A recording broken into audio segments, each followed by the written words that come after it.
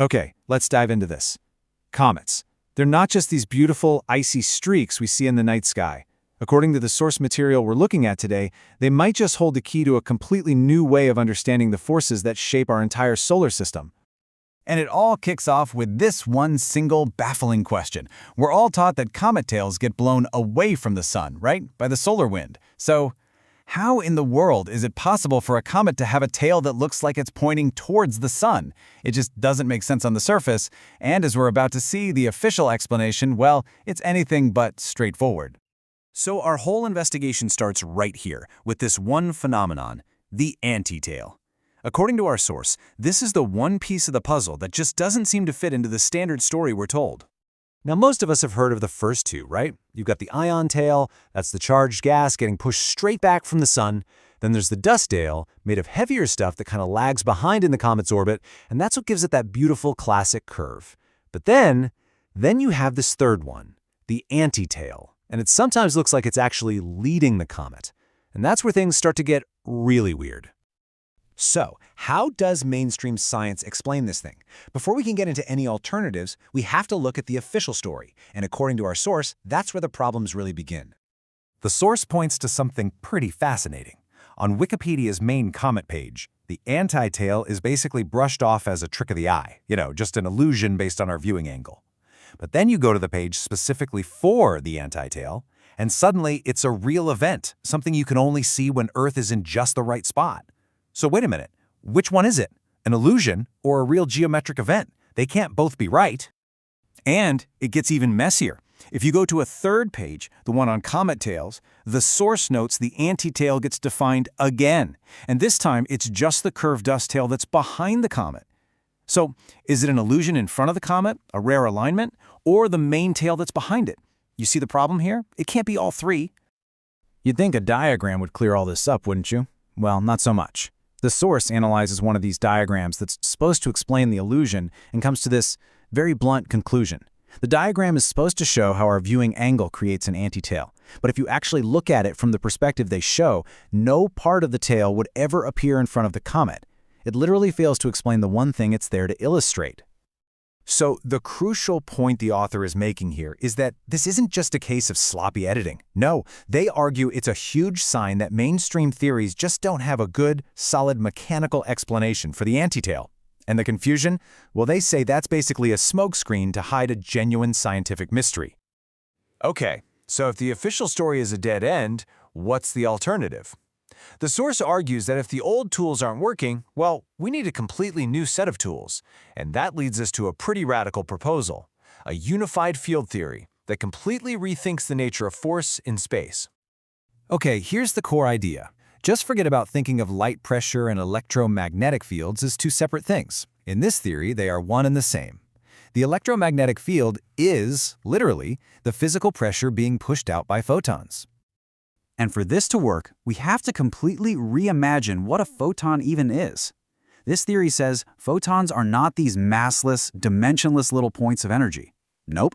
They are real, physical particles. They have mass, they have a size, and, this is the most important part, they have spin. Think of them like countless tiny spinning tops zipping through space.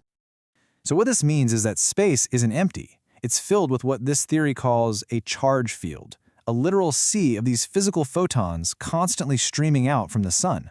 This isn't some abstract field on a blackboard. It's a tangible, mechanical force, a constant bombardment that can literally push things around. So, how does this new idea explain the two main tails we all know about? Well, the ion tail is straight because those tiny little ions just get carried along for the ride in the straight flow of this photon sea. Simple. But the dust tail, that's different. Its curve is caused by the spin of all those photons in the field. Let's just walk through this. So, a piece of neutral dust leaves the comet. As it moves, all those spinning photons in the charge field start to transfer their spin onto the dust particle, kind of like tiny little gears turning a bigger one.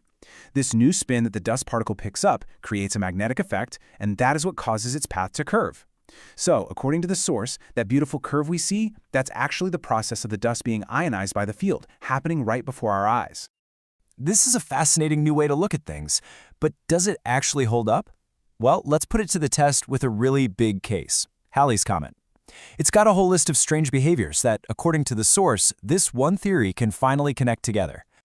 Okay, think about Halley's Comet. It's incredibly bright. It also orbits backwards compared to everything else, and it's falling apart at a shocking rate. Now, mainstream science kind of treats these as three separate, unrelated facts, but what if they're not? What if they're all connected? Get this. To keep its weird orbit, Halley's Comet has to move at an absolutely unbelievable speed, over 250,000 kilometers an hour. That is fast enough to go around the entire Earth 6 times in 1 hour. The source argues this incredible speed isn't a coincidence, it's a necessity. And the reason why is the key to this whole theory. The author calls this idea photon-spin friction. Think about it. If this sea of photons is spinning in one direction, and Halley's Comet is flying through it in the opposite direction, it's like trying to swim upstream against a powerful current. The spinning photons are constantly colliding with the comet's own field. These head-on collisions cancel out spins and release just enormous amounts of energy, which we see as that intense brightness. And this isn't just about putting on a light show. The theory suggests this constant, high-energy friction is literally sandblasting the comet apart. The exact same mechanism that makes it so bright is also what's causing it to dissolve so quickly. Its brightness and its decay are two sides of the very same coin. So this theory gives us this really compelling, unified explanation for Halley's Comet, but the source suggests the implications here go way, way further. If this is right, it isn't just about comets. The exact same physics could be applying to planets too. The author points to this absolutely fascinating observation from the European Space Agency. Scientists actually saw that the upper atmosphere of Venus acts just like a comet's ion tail. I mean, that's a direct, observed link between the behavior of a planet and a comet. And here's the real kicker.